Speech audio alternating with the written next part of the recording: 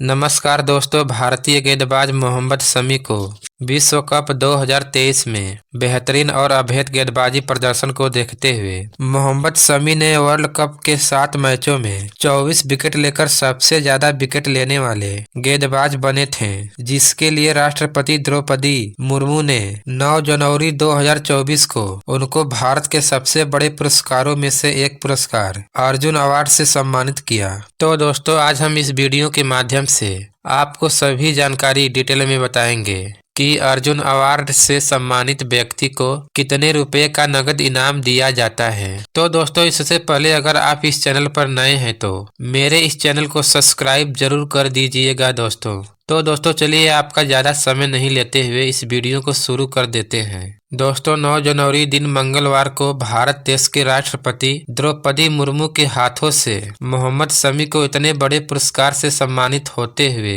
देखकर मोहम्मद शमी की मां की आंखों में खुशी के आंसू भर आए और मोहम्मद शमी भी इस पल को देखकर बहुत ही खुश नजर आ रहे थे। तो दोस्तों, आइए जानते हैं कि इस अर्जुन अवार्ड से सम्मानित व्यक्ति को इस अवार्ड के साथ साथ कितने रुपए का नगद राशि भी दी जाती है। तो दोस्तों, इस अवार्ड से सम्मानित हुए व्यक्ति को अर्जुन अवार्ड तो दिया ही जाता है और इस अवार्ड के सम्मान में सम्मानित हुए व्यक्ति को 15 लाख रुपए का भारी भरकम राशि भी दी जाती है। तो दोस्तों, मोहम्मद शमी को अर्जुन अवार्ड के साथ साथ 15 लाख रुपए का भारी भरकम राशि भी भारत सरकार की तरफ से दिया गया। तो दोस्तों, आज की यह जानकारी बस इतना ही। अगर यह जानकारी आपको पसंद आई है और मोहम्मद शमी की गेंदबाजी आपको भी अच्छी लगती है तो मेरे इस चैनल को लाइक, शेयर और सब्सक्राइब करना बिल्कुल नहीं भूलिएगा दोस्तों।